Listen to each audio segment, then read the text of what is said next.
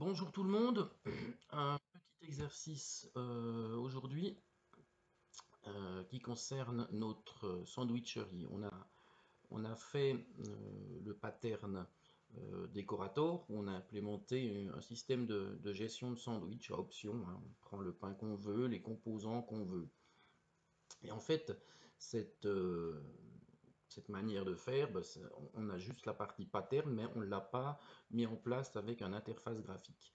Donc l'idée est la suivante, c'est sur cette base de faire une petite application de ce style qui donnera à peu près ceci comme résultat.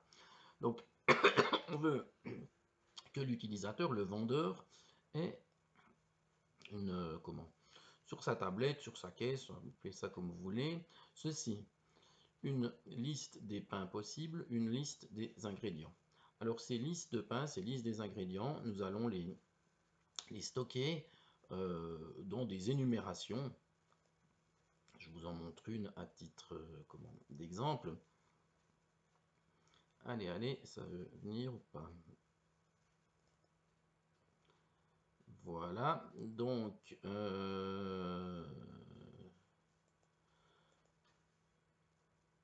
si je prends ici, oh mon Dieu, mais est-ce que c'est lent? Voilà, j'ai une énumération dans laquelle j'ai la liste des pains. Voilà, l'énumération liste des pains, baguettes, bagels, toast. Donc on les met là. Et cette énumération, on va la récupérer pour faire la liste des pains. Idem pour la liste des ingrédients. Et en fait, dans notre partie ici, dans notre objet, quand on cliquera 2 fois sur baguette, ça choisit le sandwich de type baguette à la française au prix de 2 francs. Et si on regarde, au moment où on a choisi un pain, ensuite on permet le choix des ingrédients. Par exemple, on choisit du jambon et 2 fois de la salade. Ce qui nous fait un sandwich de type baguette à la française, jambon salade, salade au prix de 6 francs 20. Si je reviens ici, à ce moment-là, j'annule ma commande et en fait, je repars sur une nouvelle sandwich toast à l'anglaise. Il voulait en fait un toast à l'anglais, jambon avec 2 fois salade au prix d'un 5,70.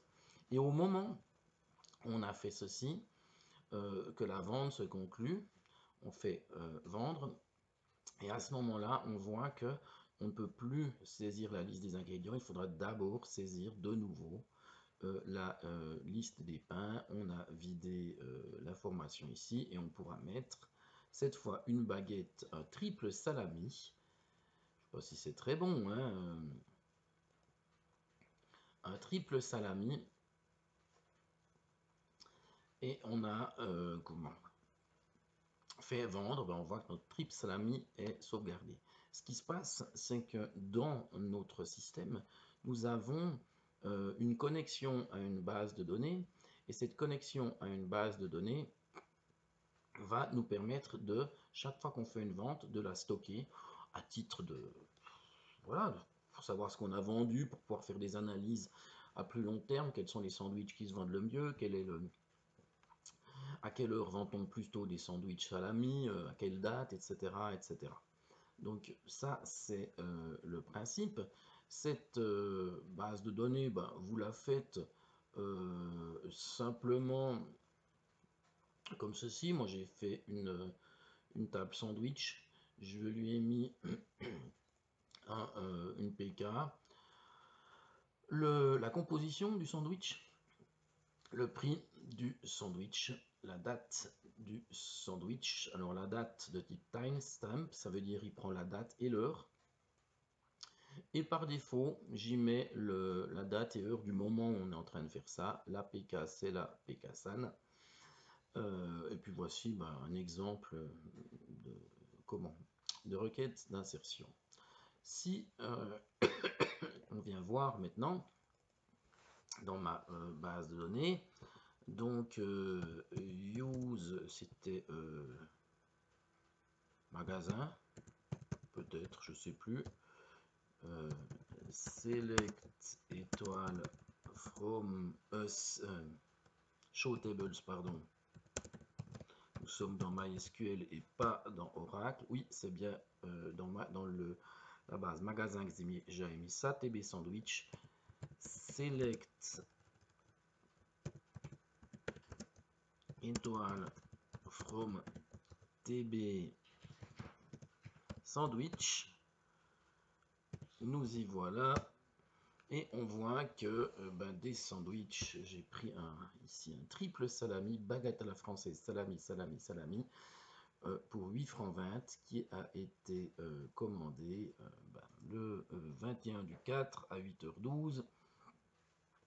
Donc on voit qu'on peut sans autre stocker ces informations pour en faire un traitement ultérieur. Par exemple, peut-être que le spécialiste du marketing, bien de l'analyse de la vente des sandwichs, si on a 100 points de vente, il va consolider tous ces points de vente, puis il va pouvoir dire, ah ben tiens, en été, on vend plus de sandwichs avec salade et œufs que salami.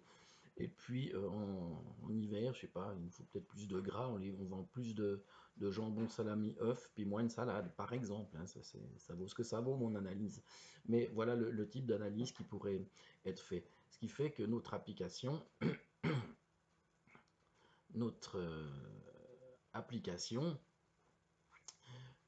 utilise une connexion à une base de données. Donc l'objectif, c'est évidemment d'utiliser notre pattern singleton pour la connexion à la base de données.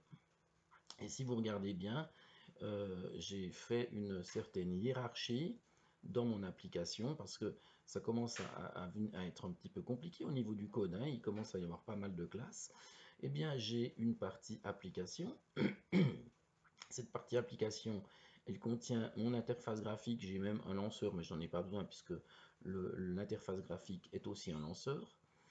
Il y a au niveau du décorateur, le décorateur d'ingrédients et puis un sous-package qui contient les différents, la liste des ingrédients et les ingrédients, donc les classes, une classe par ingrédient. De la même manière pour les sandwichs. Allez, décidément, c'est pas super rapide. Les sandwichs, la liste des sandwichs, etc. qui est là. Et en fait, j'ai organisé mon code en package, sous-package pour que les choses soient claires, soient fonctionnelles. Pourquoi maintenant, dans cette application, alors sélectionner voilà, c'est celui-ci que je veux, qui contient le main. Voilà, si j'exécute ça,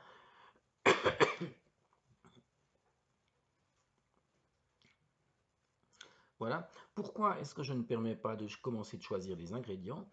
Tout simplement parce que si vous vous souvenez, dans le package Decorator, lorsqu'on ajoute un ingrédient, on lui passe, au moment où on ajoute l'ingrédient, en paramètre un sandwich qui peut être de type baguette, toast ou bagels. Donc il faut d'abord qu'on ait créé un objet de type sandwich pour pouvoir rajouter l'ingrédient, parce qu'au moment où on rajoute l'ingrédient, on doit lui passer cet objet. Si on ne fait pas ça, si on active ici directement et quelqu'un clique sur salade, ça ferait une erreur. Donc voilà, en résumé, dès le moment où je double-clique, donc en résumé, pardon, vous avez deux objets à choisir, hein, qui vont afficher la liste des ingrédients. Évidemment, hein, vous ne les mettez pas à la main, vous allez les chercher dans ces énumérations.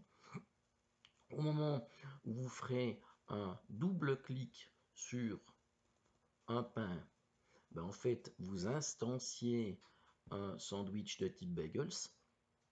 Et quand vous faites œuf, eh bien vous passez cette instance du type bagels à œuf, puis vous lui passez en paramètre cette instance.